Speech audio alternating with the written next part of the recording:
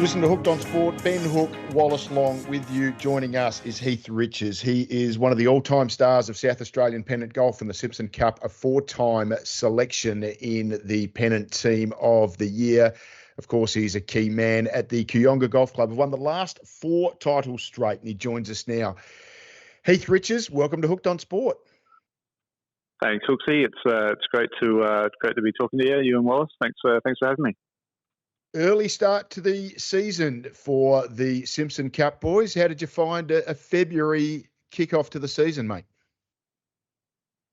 Yeah, look, we were a bit worried about there being some potential, disruptions to the season with the heat policies, and it's a short season to begin with. So last year we actually had a couple of early losses. So if we had that this year and then we had a couple of matches that got postponed, we were going to be pushing it to get to the final. So we're worried about that. But so far so good. I think we're actually looking like we're going to be pretty good this weekend too. So thankfully no delays or no issues with the heat. But that was the main issue. Aside from we were already all excited to get stuck in a bit earlier in the year, but the heat was going to be the issue. But thankfully, touch wood, we won't have too many problems with that going forward. First round was the week before Liv. You took on Glenelg, another one of the heavyweights of the competition, and it was a pretty ding-dong old battle first up, mate. Yeah, look, every match we have with Glenelg is always tight. It's very rare for the match not to go down, whether it's during the season or in the finals. We always have matches going down the last, and either someone hitting a career shot or someone unfortunately, losing their control of the ball at the last hole, and it's always a very close match. So we were. Whilst it's nerve-wracking when you're out there watching, we're used to it. Unfortunately, with Glenelg, it's always a good test. Let's touch on your team very quickly. A lot of strength right throughout. Jordan Percy's been there for a couple of years now. Jackson Cowles, Freddie Castle, Kyle Hayter. I want to ask you about Malachi Marshall, who he's about 4'5" and 12. I think he's probably a bit older than that. But what a game he has got, and what an exciting career he has ahead of him, Heath. Yeah, Mal, the last couple of years in particular, he's really kicked on. He's gradually getting taller. He's still not hitting it as far as most of the guys, but he keeps it in play, and his short game's incredible. So he's definitely going to be someone to look for in the future. Hopefully he can make a few state teams and start to play a few events around the country and get some more tournament golf under his belt.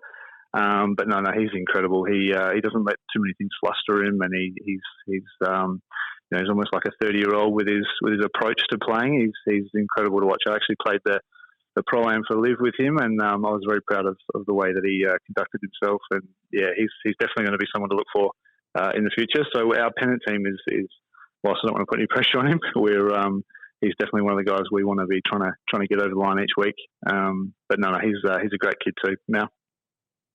You're one of the more experienced blokes. You've been playing pennant golf for Kooyonga for around 20 years now, Heath, but you do have a teammate who brings a fair bit of experience too, and probably one of the success stories of why Kooyonga has been so successful in recent times. Jeff Brennan just slotting in at number 7, and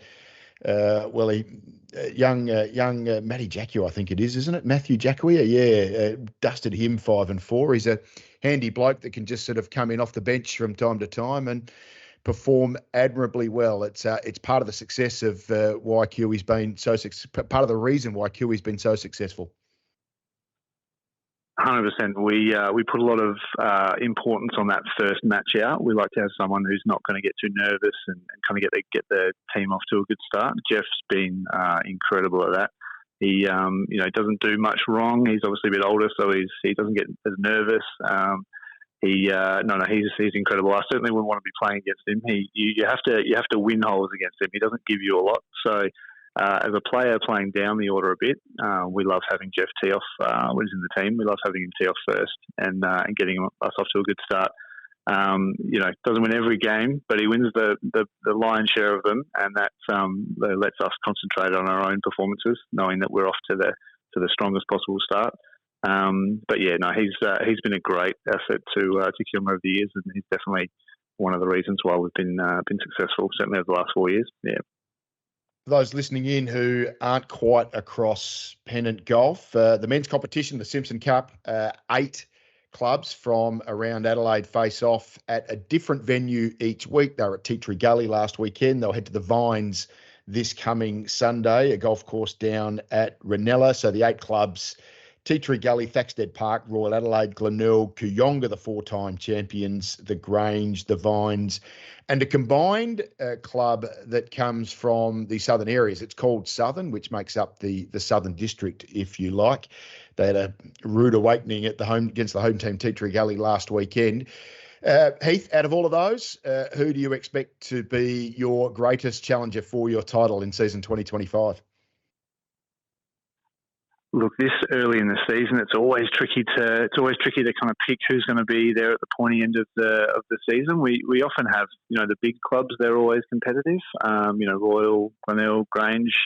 We always whenever we play against any of those, we always expect to have a tough game. The Vines, over the last few years, they've made 2 finals. I think the last 4 years, possibly. They have a number of experienced players. They've got Sam Earl, who's been an incredible player for South Australia the last few years. He leads them off the number 1 spot. They're very tough to beat. A lot of experienced, older guys who you might not have heard of them before, or you might not think that they're not setting the world alight and making state teams and things. But in terms of match play at neutral courses, they're incredibly tough to beat. So I wouldn't be surprised. They had a bit of a slow start last weekend, but I wouldn't be surprised if come the end of the year they're one of the teams that are playing off in the semi-finals, and they're definitely not an easy beat. That's for sure.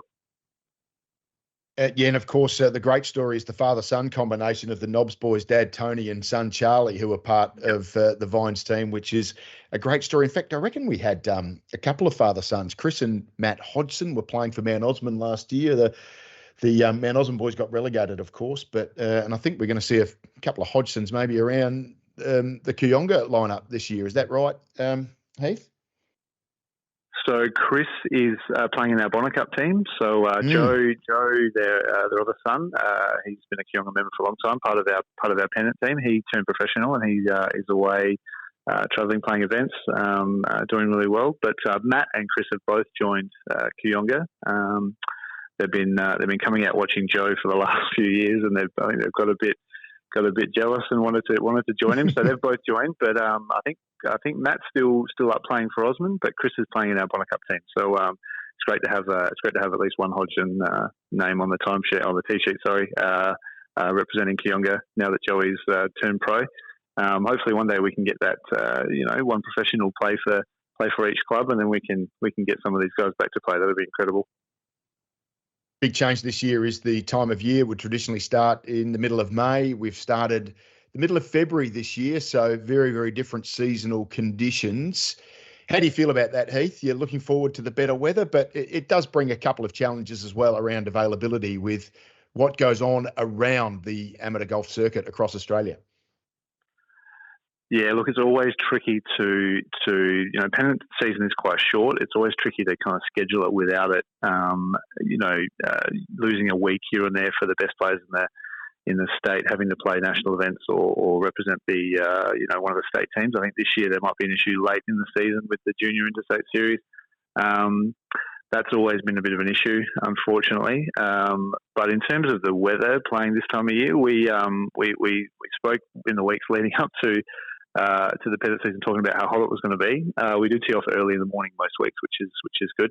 The first round up at Tea Tree Gully, I actually got there and I walked around past the tents in the first tee block, and everyone teeing off had beanies and jumpers on. So it's teeing off early in the morning. It's actually not too bad, and then at least members get to utilise their courses in the afternoon. This time of year, the days are longer, obviously. So we're not. Whilst it is an imposition to kind of give the course up for half the day, at least some people get out to have a hit, and then obviously in winter when the days are short, they'll have the entire course to themselves. But yeah, look, touch wood. Hopefully we don't get any interruptions with the heat. As I said, it's a short season, so you don't want to have too many teams missing out on playing and potentially costing them a spot in the finals. this week looks like it's good. Hopefully that continues for the next few weeks. I'm looking forward to getting back after Live Golf last week. I think everyone's looking back to getting back into the swing of things. You'll be facing Southern, who I mentioned at the start, got pantsed by Teacher Gully in the opening round, but you're off to the Vines, which is a course that they'll probably have some familiarity with, being down south, and they are the Southern group. Heath, as we said, you've been playing this competition for around about 20 years now. What inspires you to get out of bed on a Sunday morning and keep fronting up for your club? What drives you? What keeps you motivated? Oh, look, pennant golf. Unfortunately, not a lot of people get to experience it. It's usually only the top kind of echelon of golfers at clubs get to play it. But I think it's when golf clubs, certainly the clubs in the metropolitan area, they're at their best when their players are out playing against each other and there's spectators coming out watching. We have a die-hard group of people who come and watch, rain, hail or shine. Lots of members who sadly we've lost over the last few years have been a big part of Pennants at Kionga. Kionga is a very proud club in terms of this competition. So to be able to be a part of the team, that's enough to kind of get you excited to play and try and add to the history of the place. But thankfully, the last few years we've had a really good group of guys in our Pennant program and in our squads and. You want to put the work in during the week and tee off on the weekend and try and win your match so that the team can get up. I love seeing the other guys having successes and thankfully I've been a part of a few winning teams. But whenever one of the new guys comes in or one of our juniors comes up into the main team, like Maliki did last year, that's a really special feeling to see them win a trophy for the club and to have the whole club celebrate them. That's one of the things I really get out of it. Aside from that, I've got a couple of matches left to potentially be the number one player for Kionga, the highest cap. So that's a personal goal of mine. So hopefully I can keep chugging for a few more years and get that box ticked. But in terms of this year, just trying to get a win this week, and then we'll move on to the next week. Hopefully make the finals, and then we'll go from there. George, just very quickly, let's do the numbers. How many matches have you played, and who holds the record, and how far away is it? Oh, look, we had a pennant celebration last year. I can't recall the exact numbers, but I was about 100. I think I was up to 120. Neil Crafter is just in front of me at the number 2 spot. I think it was either this year or early next year. I potentially will overtake him, and then there's Mike Richards, who played many years for Kionga. He's I think he's 130 something. So a couple of years, and I might be able to catch Michael, which would be incredibly special. But until then, we'll take one week at a time. I tell you, it's not the only great names who have represented Kionga. Of course, the great Sir Donald Bradman played a little bit of golf, pennant golf for Kionga as well. So you're in pretty extraordinary company, Heath. Yeah, we've had a lot of important sporting people and members at Kionga here. Where Johnny Muller was a pennant player for a long time. Loads of people. It's very special to see when they have the rundown of all the names and the number of times people have played, and you look at names and think, oh, far out. I'm doing what they did. It's not like playing cricket for Australia, obviously, but to be on the same piece of paper as some of those names is tremendously special. So. Hopefully this year we can go again, and to win 5 in a year to win 5 in a row. Sorry, would be. I think it's only been done once or twice in the history of the competition. That would be something incredibly special. But get through this week, and then we'll go from there. Heath, it would be something quite incredible. You've created a dynasty already at the Kionga Golf Club. Well done on everything you've achieved so far. All the best in your quest for 5 in a row. We know what a key man you've been, not just for this club, but for this competition. We really appreciate you sharing some of your thoughts about the Simpson Cup here on Hooked on Sport. Thanks, Hooksy. Catch you soon. If you're enjoying this podcast, I'd encourage you to take a listen to Beyond the Club. It's a project I've been working on with Flinders University. Now I co-host it with Professor Sam Elliott, and we break down all the latest research on how to maximise the experience of junior and club athletes. There's a range of resources, special guests, and cutting-edge info on how you can make your club a safer, happier place for your kids and their club mates. Beyond the Club, wherever you get your podcasts.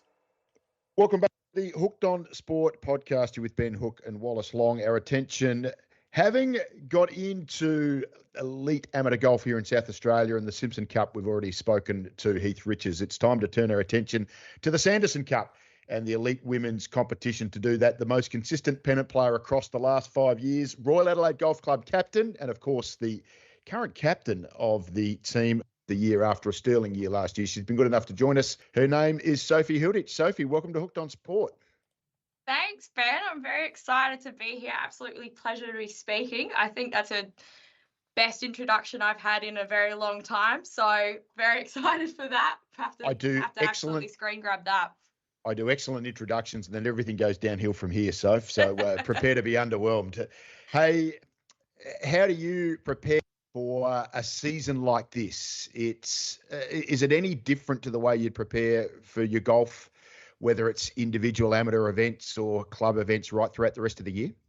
Yeah, it's completely different. I mean, obviously golf's generally an individual sport, so our trainings are completely different. We start pretty early on as well. Royal's been putting on every week for a few months now. And we start as a team, and it's really about building that team morale. Obviously, we've got a very big range of age gap as well. So trying to get to know each other, trying to, build that team up, because in the end, actually in this sport, in Pennant, that's what we're going to be relying on, is whether our team's coming out to support us and everything. So it's not just on course, it's actually off course as well. There's a lot of lunches, a lot of brunches, and all that kind of stuff as well, which has been great and great fun to get to know the girls even better than what we have in past years. How important is that in an individual sport, that you have that sense of team? Because I think most people would recognise that even the way match play is played is that it's one person head to head against the other person, and you really don't spend a lot of time with your teammates throughout the duration of a match. No, you don't. But actually, it's really the body language. I mean, whilst we're not actually spending that time together, it's looking across the fairway and looking at your teammate.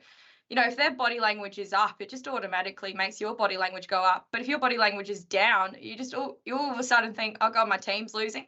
Like, this isn't a good start. Everyone's looking pretty upset. So it's funny enough, it's really important. Whilst you're in your own match and that's all that you can control, well, at least it's what you think it's all you can control. Actually, your body language and how you're interacting with your players, if it's hand signals or whatever it is actually really important. And I found that's what we've done a lot of work on in the few years at Royal Adelaide, and it's made a huge difference. Just being able to see your teammates, if they're smiling, they're asking how you're going, it just gives you that extra boost to want to perform for your team, and it's not just performing for me. Is that something where you really have to take an extra level of responsibility for, considering you are the captain of the team? Yeah, I think so. You've got to lead by example as captain. We've got a few young girls in our team as well.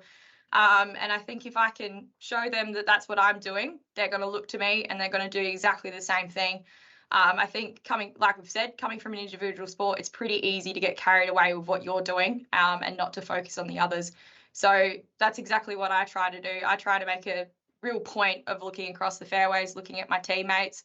We've got managers that go around and they also ask us and they tell us what the team update is. And I always make sure that I'm asking how my team's going and not just telling them how I'm going. Because in the end, it doesn't matter if I lose my match. If the other 4 girls win, we've won the game, and that's all I need to worry about.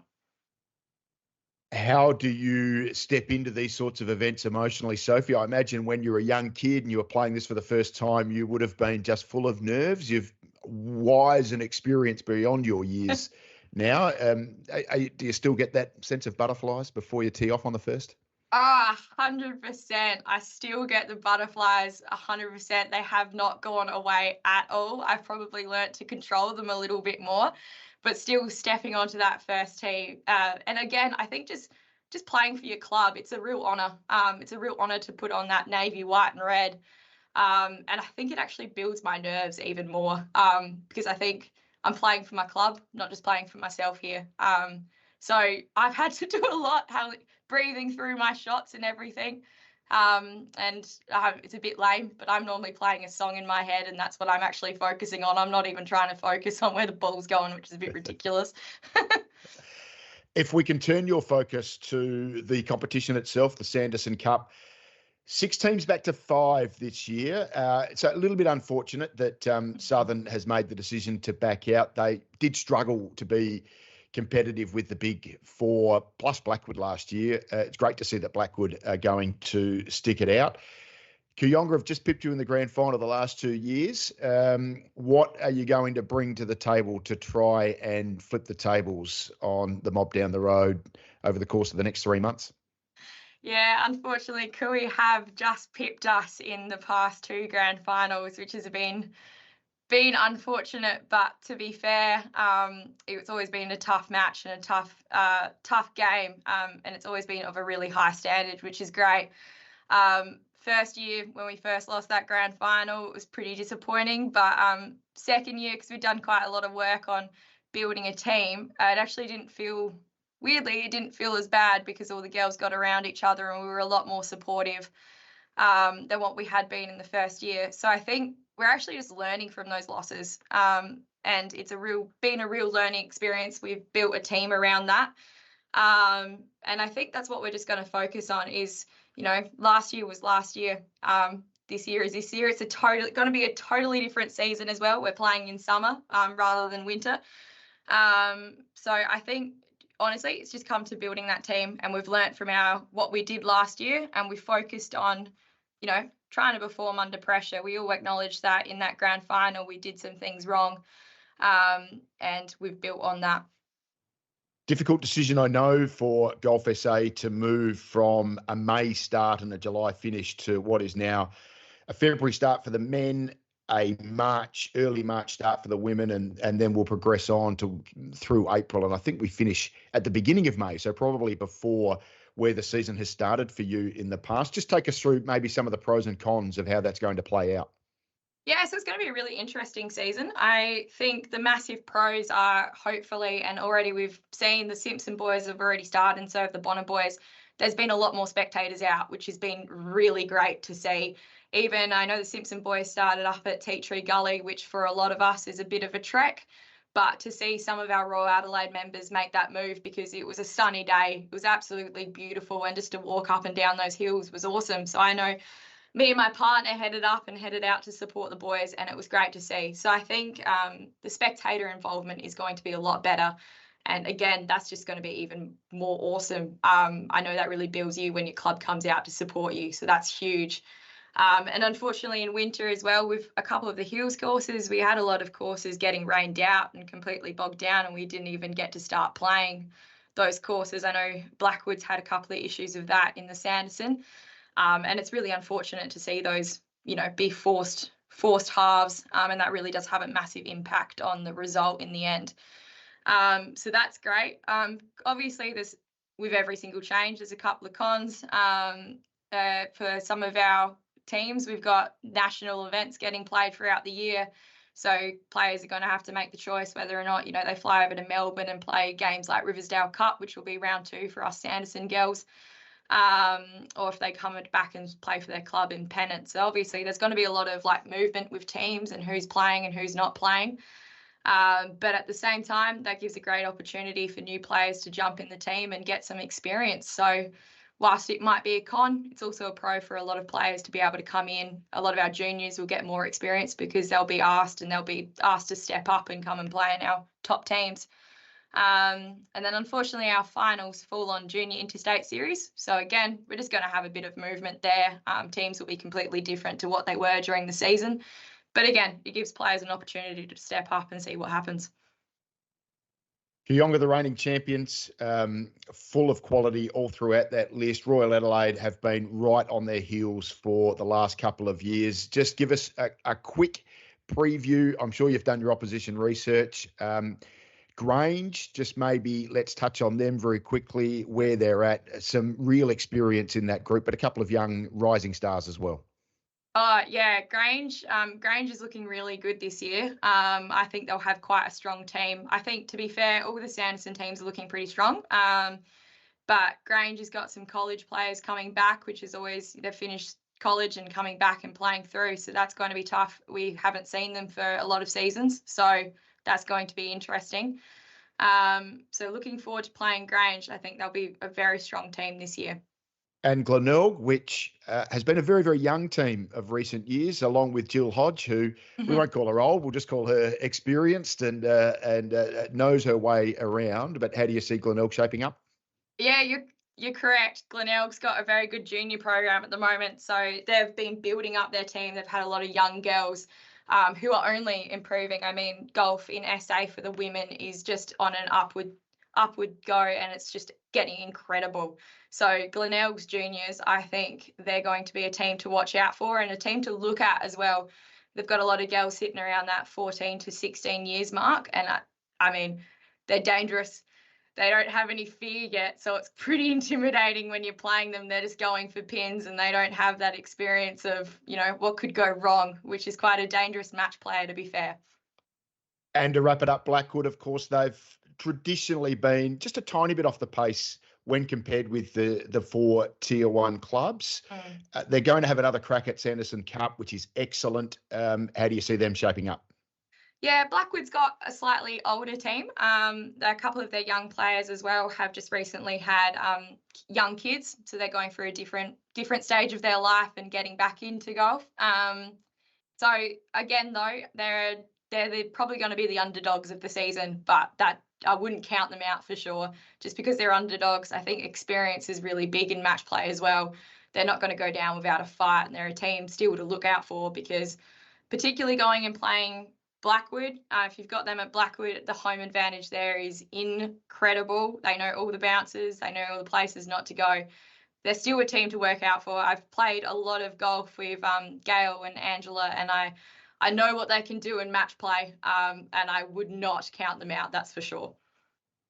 Sophie, just to wrap things up, you're wise, you're experienced, you know your way around this competition. What do you think the competition needs to do to grow? So we have seen the loss of Southern, who came in 2 years ago, I think it was, and they did struggle. It was always going to be the case, and the best players do gravitate towards the Tier 1 clubs. That's just a reality. Is there a way forward to try and expand this competition, or do you think it's always going to be based largely around the four Tier 1 clubs? Yeah, it's actually a really good question. Good players do tend to gravitate towards the top four. Unfortunately, a lot of the Hills courses, you know, they might grab the juniors at the start, and then juniors tend to move down. It's particularly with girls golf, I think. Girls tend to try and go where all the other girls are, which is why the top four grab them. Don't know if I'm equipped to tell you whether or not there's a way to fix that necessarily, because I do think it's really good that Blackwood are giving it another crack, and I wouldn't want to give them the opportunity. Southern obviously struggled last year, but I mean, they still had a couple of young girls playing in that team, and it was still a great opportunity for them to play Sanderson. And even if they were struggling, they were still giving it a crack, giving it a go, getting experience by playing in that top level. So I don't know whether or not it's just potentially merging the two divisions together, and making it a bit more of a bigger squad with a bit more of like a relegation kind of happening, so that teams actually have to battle out for that last place as well as battling out for that top place. Or whether or not it's just getting that big four and playing each other twice rather than once, so that there's a home ground advantage for everyone. And then there's an away advantage as well. I don't really know what the best way forward is, unfortunately. Or even if it's whether or not we look at making the team slightly bigger for the top four, so that you have, you know, we maybe move to 7 or 8 in the top four, and it's a bit more of a bigger field, bigger team. There might be some more movement there, but I think Golf Australia do have their work cut out for them in that, unfortunately. But I don't think it's for a bad thing. There's a lot of girls coming through, and it's a good thing to see. Sophie, a couple to wrap up. First of all, people who are listening to your Hilditch surname, they're probably thinking to themselves, I wonder if she's related to the former Test cricketer, Andrew. That is, in actual fact, your father, who was often your caddy. Is he on the bag again this year? Yes, he's on the bag. He's definitely on the bag. He's always on my bag in Pennant. We're a common team together, actually. think one of the few dad-daughter team combos going around. He hasn't actually ever been kicked off the bag, which I think is a testament to him, not to me, that's for sure. He takes a bit of heat every now and then. So, no, he's definitely on the bag. I gain a lot from my dad. He's been great, particularly in the grand finals. Unfortunately, it's come down to my game both times in the end. So I've ended up having quite big crowds, and having someone that's played Test cricket was just unbelievable. He kept me so calm. I don't even think I noticed there was spectators there at the time. And even at the end, learning how to deal with a loss, Dad was so good with that. So I'm so incredibly lucky to have someone like that on my bag, and he's definitely back at it. My partner wouldn't even dare kick him off the bag and take over. It's Dad all the way. I know your partner, and I'd be choosing Dad all the way as well if it was up to me. So just to wrap things up, you've played some social golf with your mates, I'm sure, in the last couple of months in the lead up to Pennant. Has there been one moment in particular that has inspired you? Has anyone done anything amazing that you've gone, wow, that is just incredible, and that's going to inspire me to my own glory over the course of the next couple of months? I actually can't think of anything on the top of my head. Just try. Complete. I've even played Grange recently, and I just didn't even see anything remotely remarkable, to be fair. Yeah, well, and that's all we've got time for then, Sophie, I'm afraid. Now, of course, Sophie and I, it has been talked about on this podcast. I did manage to make a 1 on a par 3 at the Grange, and you were my teammate, and we did celebrate that pretty heartily over the rest of the afternoon, did we not? I think we celebrated too hard. I think we were going pretty well as a team, Ben. You got a hole in one, and then all of a sudden, I think we didn't make a single birdie after that. Too much excitement, too many drinks being had on the course. It was a team event, so Sophie still tells me that it's a team hole in one, and you're going to credit that one to yourself, aren't you? Your name wasn't on the scorecard. You weren't captain of the scramble team. I think it's definitely at least a team hole in one. I didn't see your name anywhere. It's not on a board, so team hole in one for us. Congratulations, Sophie, on your hole in one. Hey, thank you so much for your time. All the best this year. I know you're going to have a great year yourself. Good luck to Royal Adelaide, but we want to see a wonderful Sanderson Cup team. We appreciate your time on Hooked on Sport. Thanks, Ben. Thanks so much.